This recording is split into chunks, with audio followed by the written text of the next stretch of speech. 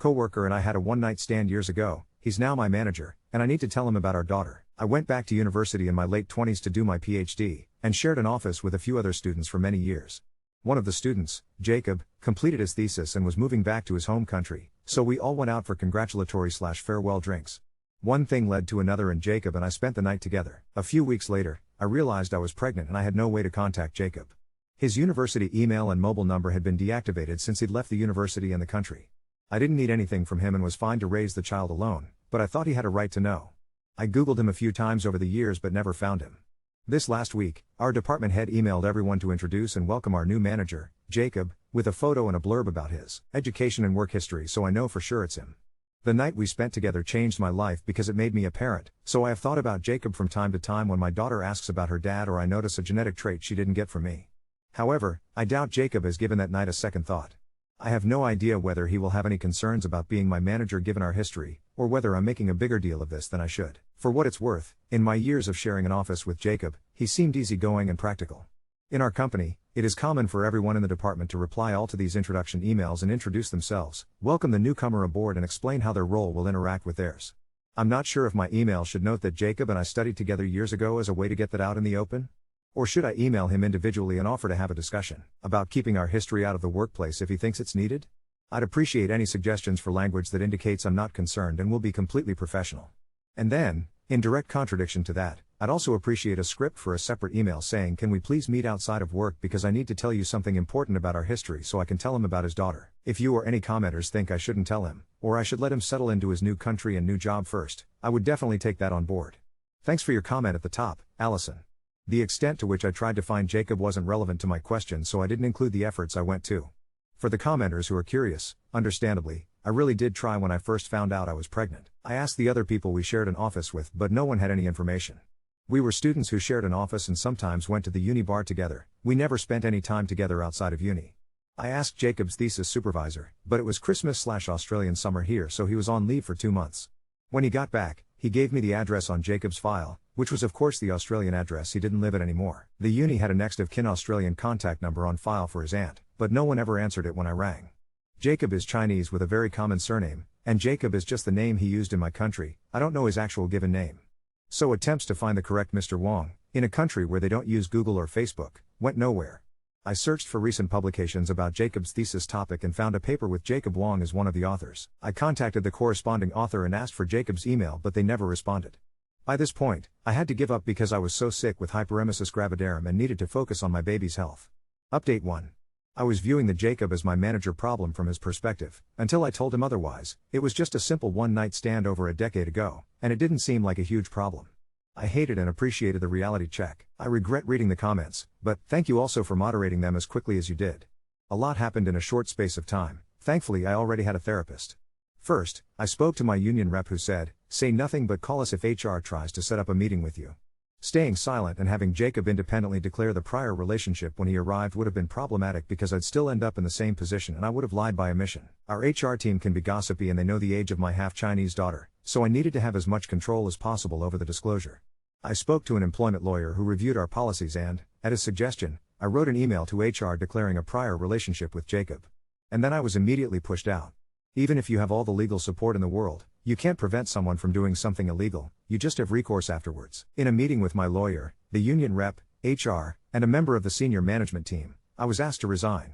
When I said no, they insisted on a statutory declaration about the relationship with Jacob stating what happened, when it happened, how many times it happened, and who initiated it. I also said no to that. We ended the meeting with each side agreeing to think about possible solutions. The company's solution was to start messing with my pay, my benefits, my swipe card access to my office, my computer login, and my email/calendar account. They spread rumors about me and I heard coworkers whispering that I'd had an affair with a manager. They sent me for a random drug test at a time when I was scheduled for an important meeting with clients.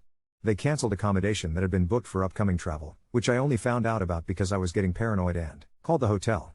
I can't describe how awful it feels to know that someone with this kind of power over your job is devoting their time and energy to thinking of ways to screw with you.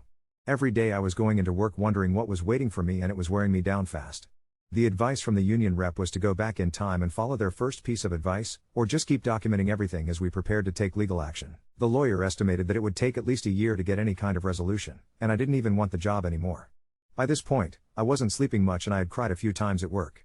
I was beginning to crack and we were only just getting started. So, I resigned. I wish I'd held up better under the pressure, but it was all just too much with the looming deadline of Jacob's start date at our office, and whatever way HR was going to drag him into this. I'm lucky that I can take my time looking for a new job, so I've had some space to process everything. Outside of the work stuff, I spoke with a family lawyer who outlined all the possible ways this situation could go, and what the most likely outcomes were. Basically, my daughter is old enough that what she wants would get heavily weighted by a court if it came to that. I have spoken to my daughter many times about her father. I told her what I knew about him and that I had tried to contact him. I've offered for her to see a therapist if she ever wanted to talk about it with someone who wasn't me, and she has always said, thanks, but no thanks. The family lawyer helped me write a letter which I left for Jacob. I told him about his daughter, said I wasn't trying to get anything from him, and gave him the contact details of my lawyer. After a few weeks, of me freaking out that HR had somehow intercepted the letter, he emailed my lawyer. He was the easygoing and practical Jacob I remembered.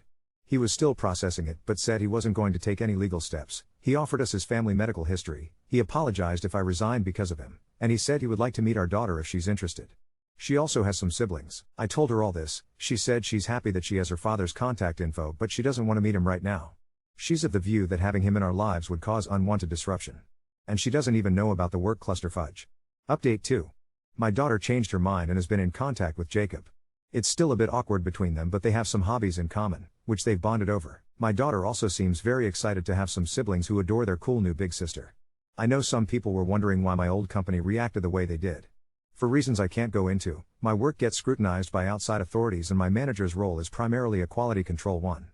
Any suggestion that my manager had not checked my work impartially enough due to a personal relationship could have been career-ending for both of us. Additionally, the work I do is in a very specialist field and there are only a handful of people in the country who do it. Another company in a similar field had initially approached Jacob, who has had an amazing career by the sounds of it, to start a new department at their company doing the same thing. My old company paid a buttload of money to lure him over so that he wouldn't be in direct competition for clients and employees. All of this meant that I couldn't report to Jacob, there was no other manager I could report to, and the company couldn't risk him going back to their competitor. Between the two of us, Jacob was the better asset to keep and the worst threat to lose. I'm not excusing the behavior of my old company, but there was a logic to it. I'm still angry about the way they treated me and how helpless I felt, but that is slowly fading over time. I had trouble finding a new job. Financially, we were okay, so I was being picky, e.g., wanting to stay in my current city. After almost a year out of work, Jacob told me he'd been approached by the first company who still wanted him to start their new department. He was happy at my old company but he offered to take the new role if I wanted to try to get my old job back. I would never ask him to do that, and I also never want to go anywhere near that company again, so I said no. Jacob turned the other company down but gave them my name. It's a step up from where I was but they interviewed me and I got the job. I've been here about 6 months and it's enjoyable so far, plus I've never procreated with anyone in my chain of command so it seems like a good place to work. I've hired one of my former coworkers, plus 2 recent graduates from my alma mater who are bright, motivated and quickly getting up to speed. Unlike my old company, we don't have a lengthy wait list for our services, yet, so a few clients have started coming to us instead of them. I am delighted that I am becoming the very threat my old company was trying to avoid when they pushed me out. Update 3. I'm back with what has possibly been the most surreal, turbulent, and unexpectedly hilarious 6 months of my life. There have been professional fireworks, awkward family moments, a dash of corporate espionage, and, would you believe, a viral video. It honestly feels like living inside one of those prestige workplace TV dramas, except with more cold brew, more very earnest 20-somethings, and far less airbrushing. Let's get the obvious out of the way, work is buzzing. That up-and-coming competitor startup I joined has, against all my expectations, absolutely exploded in size and reputation. It turns out, bringing in fresh talent, listening to ideas, and never forcing people to justify taking sick leave? People like that. With the 2 grads and my old coworker, we've launched several initiatives that have been snapped up by clients. Word must have gotten around, because we started getting CVs from all over the world, at first, mostly other disgruntled employees from my former company, and oh, did that make the rounds, then specialists I've admired for years. Here's the insane part, a few weeks ago, one of our junior staffers did a TikTok. I know. I am officially an older millennial now, about what a day in our office looks like compared to an anonymous competitor. She kept things vague enough to be legal, thank God, but somehow it caught on and got millions of views. Overnight, our LinkedIn inbox exploded, a trade publication did a feature story, and I got a panicked, slightly passive-aggressive email from my old company's legal department about intercorporate goodwill. For now, all I'll say is, yes, the kombucha is free, no, we do not have cheese platters every afternoon, and yes, we are hiring. But enough about work, let's talk about the family plot twist, which evolved into a whole new chapter. After those first shy emails between Jacob and my daughter, Things stayed quiet for a while, a few exchanged memes, updates about their shared hobby, and a photo of her with the siblings, as she calls them. Then, out of the blue, she told me she'd like to meet them in person. I braced myself for at least 3 awkward, oversized cups of cafe hot chocolate, but they surprised me. Jacob came, alone at first, for what he called a practice run at being a co-parent. I'm not sure either of us knew what to say, but as he slid a small package across the table, her own go board, I nearly lost it. It could have been painfully stilted, but instead, they played a game, and I mostly watched, quietly emotional. Afterward, my daughter let slip her siblings were dying to meet. 2 weeks later, we went to an overgrown, slightly chaotic dumpling restaurant, and suddenly I was the taciturn ex-researcher with a patchwork family and a 4-language meal happening in front of me. The siblings are younger, funny, loud, and determined to teach my daughter Mandarin slang. She's teaching them Australian idioms in return, with mixed success. Good on ya, mate, for your exam. Has never sounded so adorable and misplaced. A couple of weeks after that, Jacob reached out about something unexpected. His mother, who lives overseas, learned, after the siblings gleefully spilled the beans, of his secret Australian daughter and was flying in to meet her grandchild. Cue both our anxiety and my daughter's combination of panic and delight. I spent the weekend preemptively scouring the apartment. Jacob's mother turned out to be formidable, deeply kind, and unfazed by the unconventional situation. She brought a suitcase full of gifts, and insisted on telling me her version, her son's version, of those old university days. Apparently, Jacob had talked a lot about the brilliant Australian colleague with the dry sense of humor and letters home. I almost choked on my tea. My daughter, meanwhile, was overwhelmed, but handled it by retreating to her room with a bar of chocolate, where Jacob's mother promptly joined her and they spent an hour trading stories about him. That was surreal, but also oddly healing. I did eventually tell Jacob's mother about my former employer's action, and she muttered something in Mandarin I chose not to get translated directly. Meanwhile, the professional drama is still spiraling. My old company, unable to beat us at innovation, decided the best way to deal with their problem employee infestation, their term, not mine, thank you, industry newsletter leak, was to offer several of us lucrative consulting contracts. My coworker turned employee, in a moment of vengeful mischief I fully endorse, counter-offered an internship opportunity instead. The schadenfreude was delicious. On the legal front, my unfair dismissal claim started picking up steam when 3 ex-colleagues independently filed similar complaints. Suddenly, I found myself in meetings with very serious lawyers, talking about systemic HR practices, whistleblower protections, and even the potential for group mediation. It looks like my case may wind up much more public than I'd ever intended, but at this point, my goal is simply to ensure that no one else gets steamrolled, for the crime of an old, brief work connection. And yes, my daughter's view of family is changing, slow and steady. She's still cautious, but now dad sometimes comes to her soccer games with the other kids, and last weekend she FaceTimed with her siblings to help plan a prank on their parents. I never imagined I'd be the other mom in an international patchwork family, but here we are, making the best of our extremely unconventional situation. At least I have good lawyers, great coworkers, and a daughter with no patience for corporate nonsense. If you'd told me a year ago that my life would become a case study in both HR disasters and how families can reform in the oddest, most extraordinary ways, I would have said you were being ridiculous. Update 4. Okay, buckle the hell up because apparently my life wasn't finished adding plot twists, and if there was ever any doubt that work-life balance is a myth, it has been obliterated by what has happened in the last 4 months. I've gone from quietly celebrating my new, drama-free job and semi-functional co-parenting situation to somehow running point on a lawsuit, being guest lecturer at 3 universities, and sitting in a karaoke bar in Chinatown with Jacob's extended family, none of whom speak English but all of whom sing ABBA, on repeat, with alarming gusto. Let's start with work. Remember how our startup was growing? Well, that TikTok was apparently only a preview. The same junior who did the viral video, let's call her Digital Whirlwind, was recruited by a business podcast, and wouldn't you know it, her first episode was about ethical management and the HR horror stories that inspired a new workplace. Guess whose story she anonymized/interviewed, with my permission but still, I now know what it's like to hear your humiliation-turned-motivational soundbite? Suddenly, US/UK journalists, academic journals, even my old uni's alumni magazine were emailing me. My phone vibrated so hard it nearly vibrated off the desk. I had to set up a media junk mail folder. But it got stranger. Mid-April we landed our first government contract. We were over the moon, until, twist, the briefing document included my name flagged for potential conflict of interest. It turned out my ex-company had started actively blacklisting not just me, but anyone who had transferred over. It was a clumsy attempt at anti-poaching, but it triggered an audit and led to several government departments quietly sounding us out for testimony about workplace compliance. Without meaning to, we had become the unofficial face of specialist knowledge and whistleblowing. So, cue some surreally formal meetings, a tsunami of paperwork, and me sitting across from a parliamentary committee in my good blazer reluctantly explaining why properly managed hiring risk assessments matter. No, I did not drop my company's name on the record. Yes, it still made the minutes. The lawsuit? We're now a class action and, thanks to Grumpy Lawyer group chat, have become something of a cause célèbre among legal interns. Our HR nemesis tried to issue a gag order that backfired spectacularly when one intrepid new grad turned out to be besties with a business reporter. Publicity is a hell of a disinfectant. A few more complaints surfaced, including, and I can't believe I'm writing this, anonymized tip-offs from current employees who saw my old company's CEO trying to poach our barista. The coffee really is that good. On the family front, just as things were calming down, my daughter came home and unceremoniously announced she was following her little siblings to Mandarin Saturday school. No warning. Just, Mom, I want to surprise Grandma Wong in her language next time she visits. Cue my own panic registering for language apps and accidentally texting Jacob's mother, I am your orange bicycle instead of hello. Things snowballed from there. My daughter got invited to her step-sibling school concert, they're adorable, which turned into dinner with Jacob and his very extended family.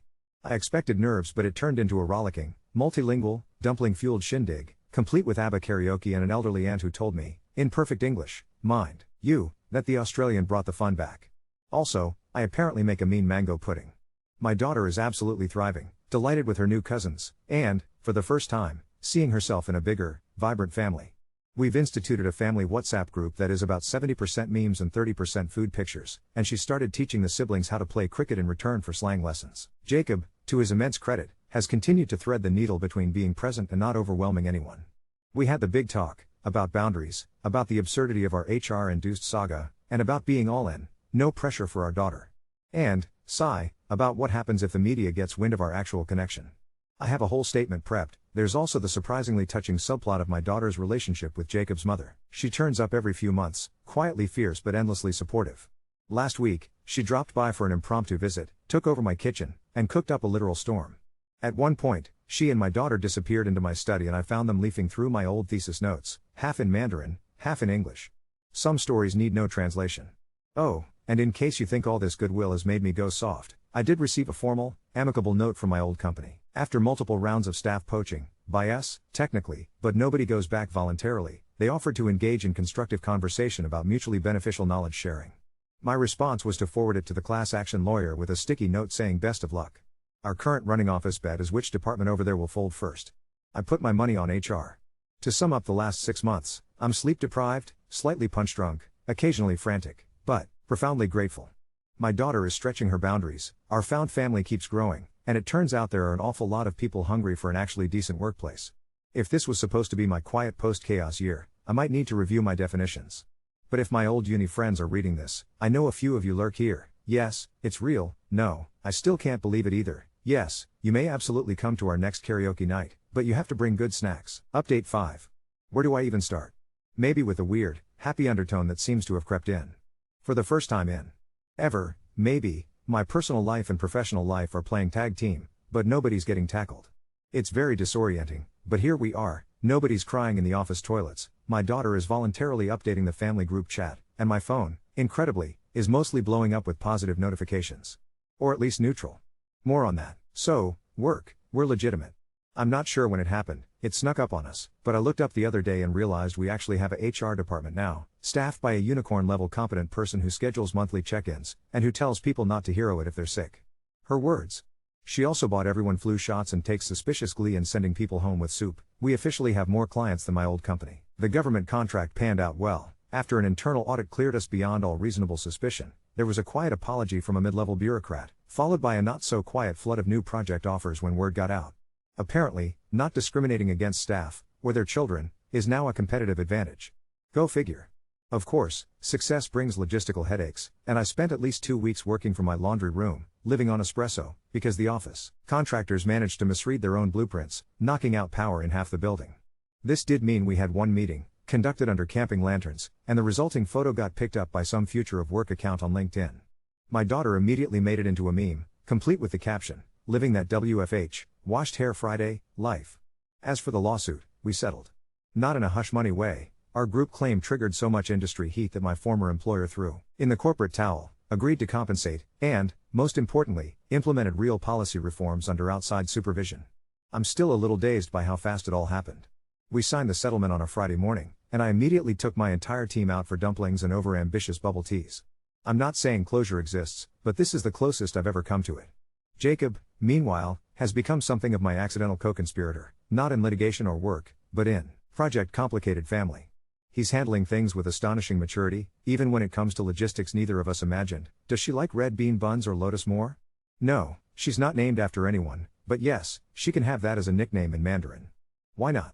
He's also teaching our daughter and her siblings the finer points of making hand-pulled noodles, which has turned into a monthly family event and leaves my kitchen looking like a starchy war zone. Worth it. The unlikely real MVP, however, has been Jacob's mother.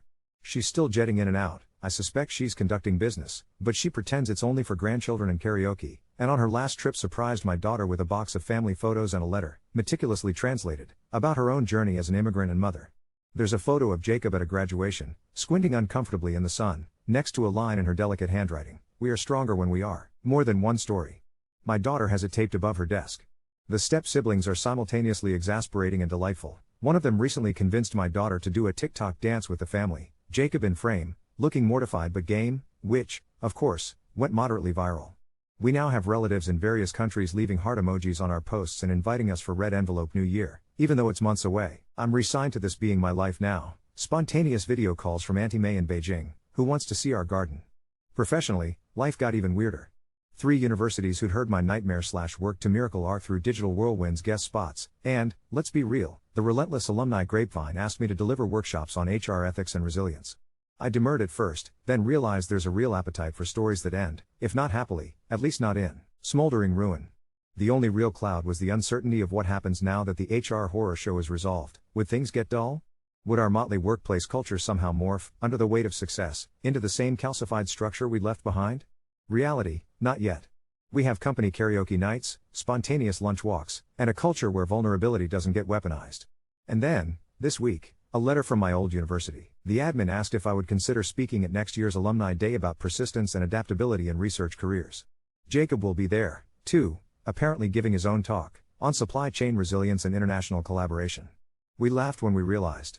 If anyone had predicted, more than a decade ago, that a chance encounter after thesis deadlines would lead to co-presenting at the same symposium, raising a quick-witted polyglot daughter, and being referenced in business podcasts, I would have asked what you'd been drinking. So, we're in a lull, but it feels like the right kind. My daughter is seeing more of her heritage, and her future, than ever before.